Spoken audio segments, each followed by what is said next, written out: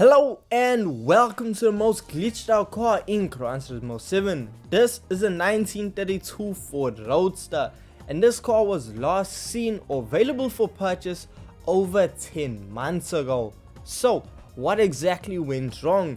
Well, the car was added with update 1.17 to Gran Turismo 7, which came out almost a year ago. Actually, in fact, tomorrow makes it 1 year since this update actually came out. In both the Suzuki Escort Pikes Peak as well as the Ford Roadster kind of glitched out the legendary dealership's rotation list. So with the rotation in the legendary dealership, cars come into a dealership for around 14 or less days and cars get cycled in and out, and it just seems like the vehicles from update 1.17 just completely fell off the table.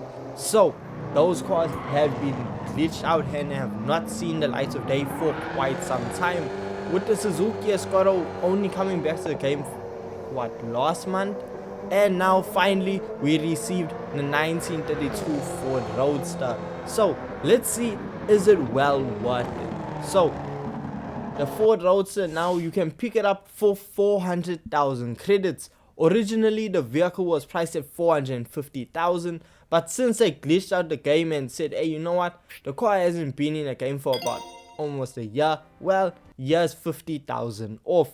Now what do you get for your 400,000 credits? Well, you get 179 brake horsepower and a weight of 1,115 kgs. Now the 1932 Ford Roadster is unlike any other Ford in the game.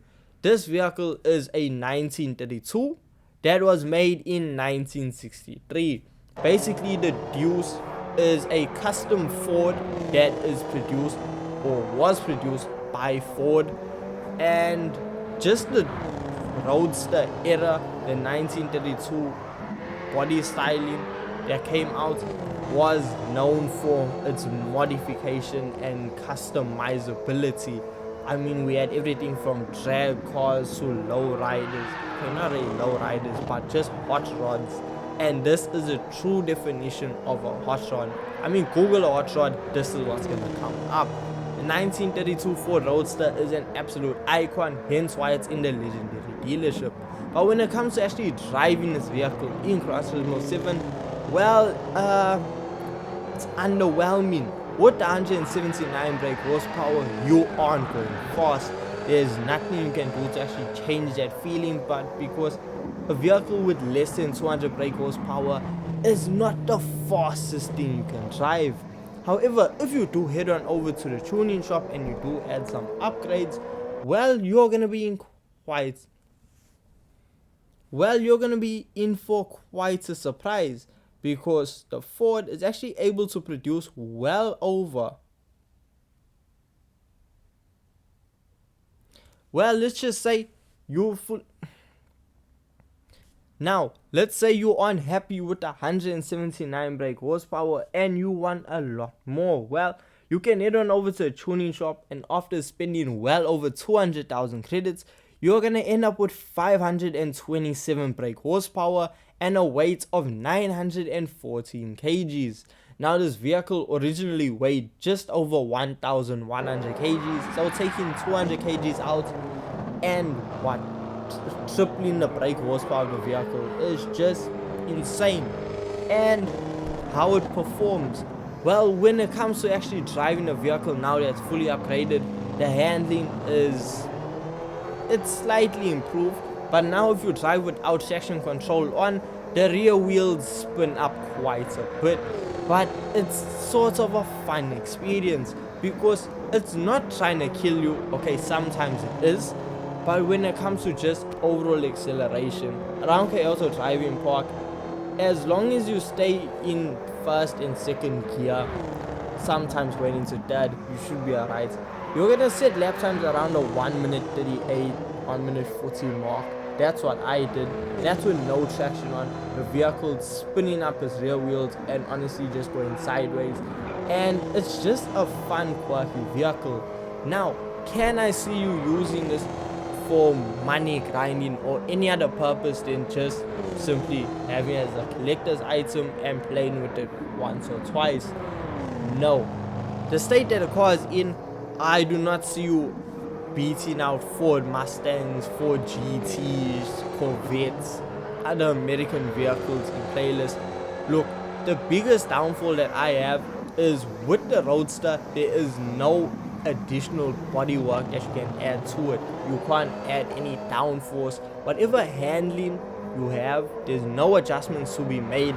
So if you don't really like the handling of the Ford, well, unfortunately you're kind of stuck with it. You can't change it. You can adjust the suspension, but that's it. If you're still unhappy, well, there's nothing you can do. Then it comes back to the fact of we can actually engine swap this vehicle. Now if we head on over to GT Auto, well, we're gonna find the V8 out of the Ford Mustang, the GT350. This is the Voodoo 5.2 liter GT350R engine, and once we add that engine in for 137,000 credits, well, we are gonna see a massive improvement in performance, because once we fully upgrade this engine by heading on over to the tuning shop, well, we are gonna be left with 811 brake horsepower with a weight of 787 kgs.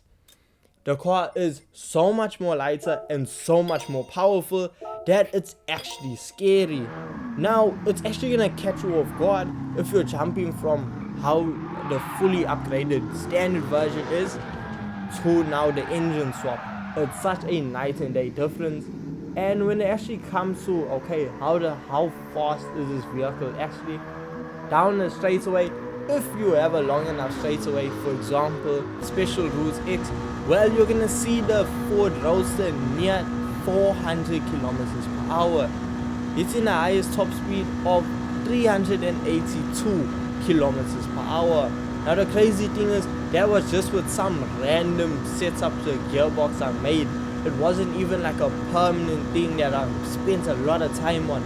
I just set the gearbox to 280 kilometers per hour and boom, I was traveling at almost 400 kilometers per hour in something that isn't really safe. Now then I tried to do a quarter-mile time in the vehicle, and frankly it's just not the best. If you slam your foot on the accelerator, well, you're just gonna light up the rear wheels and you're gonna go nowhere.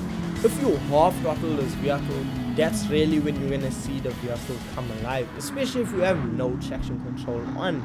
But the biggest thing is, if you put traction on, the vehicle is still gonna slide, but the power is gonna be so restricted and the traction is gonna keep just cutting off the power and you're gonna go so much slower. So you're just gonna have to brave it and go as fast as possible with no traction.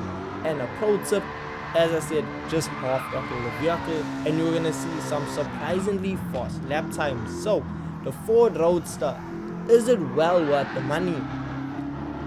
Look, you're spending 400,000, then another 137 with the engine swap. Is it a lot of fun? Yes. Is it still a good swap? Yes. So it's really up to you if you are gonna engine swap the Ford Roadster. But if you do, let me know in the comment section, what do you think? Are you excited that the vehicle is back? I know CJ is. So with this being said, thank you so much for watching, thank you so much for your time, and I'll see you guys in the next one. Peace.